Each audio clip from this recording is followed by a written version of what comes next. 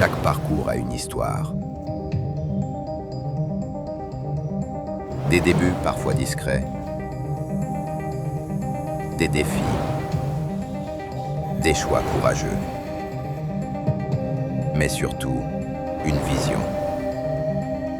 Le portrait, l'histoire derrière le visage.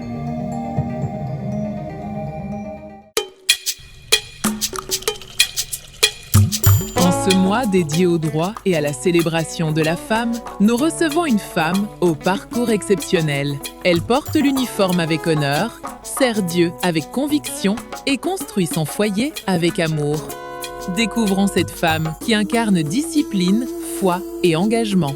Je suis Madame Sarah Ebabi Bongama, épouse Koli, servante de Dieu, engagée dans le service militaire. Je suis ambassadrice des combats de droits de femmes en RDC. Je suis graduée en gestion informatique, j'ai un brevet en audit interne, j'ai un brevet en esthétique et coiffure et je suis mère d'un garçon de 13 ans. Porter l'uniforme demande courage et discipline. Mais lorsqu'on est une femme dans un univers longtemps dominé par les hommes, le défi peut être encore plus grand. Être femme dans l'armée en RDC, est-ce un défi? Moi, je dirais que dire défi, c'est un challenge de chaque jour, chaque minute et chaque seconde. Le mois de mars est un moment de réflexion, d'honneur et de reconnaissance. Mais au-delà des célébrations, que représente réellement le mois de la femme pour elle, en tant que militaire et servante de Dieu? C'est une période de l'année dont la particularité devrait être déclamer haut et fort les réalisations de la femme dans différents domaines de notre pays. Mais également une période de forte sensibilisation de la gente féminine dans le processus de l'expression de nos droits. Derrière chaque uniforme se cache une histoire, une décision, un appel, parfois un rêve d'enfance. Qu'est-ce qui a poussé notre invitée à choisir la voie militaire? Ce qui m'a poussé à embrasser la carrière militaire, avant tout, c'est l'amour que je porte pour mon pays. Et cet amour-là a nourri en moi le désir de servir sur le drapeau, tout en étant militaire. Servir la nation, servir Dieu et servir son foyer. 3 engagements qui demandent équilibre et maturité. Comment vit-elle son rôle d'épouse au milieu de responsabilités aussi lourdes? Je sais faire la part de choses en fait. Alors du côté armé, nous sommes régis à un règlement et du côté spirituel, nous sommes régis à un commandement divin. Alors je sais respecter mes heures de travail, je sais respecter mes heures du training et je sais aussi respecter mes heures de culte et mes jours de prière. Donc je sais faire la part de choses. Derrière l'uniforme et la rigueur militaire se cache aussi un cœur consacré à Dieu. Entre autorité et humilité, discipline et prière, comment conjugue-t-elle sa mission terrestre et son appel spirituel? Vous savez que Dieu est le Dieu des armées et naturellement dissocier Dieu de l'armée serait voué à l'échec. Il y a des batailles visibles et d'autres plus silencieuses. Dans les moments de doute ou d'épreuve, ta foi a-t-elle déjà été ton refuge et ta force? À plusieurs reprises même, mais en parler de ça, ça serait tellement long, mais je veux au moins vous parler de ce qui a vraiment marqué ma foi et ce qui a marqué vraiment ma carrière. Vous savez, à une semaine de mon mariage, je me suis présentée devant le barreau et en une journée,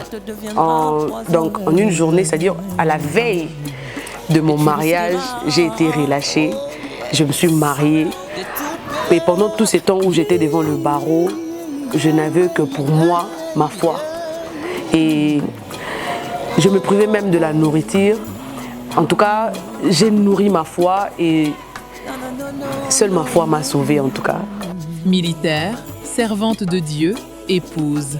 3 identités, une seule femme. Comment parvient-elle à maintenir l'équilibre sans se perdre elle-même? C'est facile pour moi parce que j'ai une méthode que j'utilise. C'est une méthode à 3 cordes, ce qui veut dire 3 fils qui ne se rompent difficilement. C'est-à-dire j'ai Dieu comme la base, j'ai la confiance comme clé et j'ai la communication comme priorité. Alors cela me permet de rester vraiment entre mon métier et mon foyer. Je suis là. Le mariage transforme, façonne et mûrit. En devenant épouse, qu'est-ce que cette union a renforcé dans sa personnalité et dans sa manière de voir la vie? Mon mariage a renforcé en moi la discipline et mon mariage a fait en sorte que je suis devenue stable moralement et je suis soumise à une autorité particulière. Cela renforce ma personnalité étant que personnel militaire et cela brise le préjugé que les humains ont sur les femmes militaires. Pour dire que les femmes militaires sont des femmes légères, pour dire que les femmes militaires ne sont pas destinées au mariage. Alors mon mariage est vraiment venu enlever tous ces préjugés-là.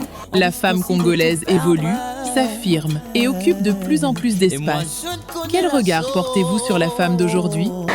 L'évolution de la femme congolaise aujourd'hui, c'est louable. Avant, c'était difficile de voir une femme exceller dans des postes clés, mais aujourd'hui, c'est quelque chose de normal. Et laissez-moi vous dire que moi, je pense que dans 2 jours à venir, je pense même que le président de la République serait une femme. De nombreuses jeunes filles rêvent aujourd'hui de porter l'uniforme. À celles qui souhaitent intégrer l'armée, quel message d'encouragement et de vérité pouvez-vous leur adresser? Aux femmes qui veulent intégrer l'armée, moi je souhaite le bienvenu et je leur demanderai de garder surtout leur éducation, de savoir qu'on peut être militaire tout en gardant une très bonne éducation, on peut être militaire tout en restant chrétien, on peut être militaire tout en conservant les bonnes valeurs. Le doute peut freiner les rêves et étouffer les ambitions. À toutes ces femmes qui hésitent, qui ont peur ou qui manquent de confiance, quels mots souhaitez-vous leur laisser? À ces femmes-là, je dirais qu'il faudrait mourir avec la phrase « j'ai pu faire » que de mourir avec la phrase « j'aurais dû faire », « j'aurais pu essayer ». Douter de soi-même et tout ce qui occasionne de frustration et de problèmes de santé. Elle nous a ouvert son cœur, partagé son parcours et dévoilé les coulisses de ses engagements. Militaire engagée, servante de Dieu convaincue, épouse dévouée, elle incarne la force, la foi et la détermination de la femme congolaise.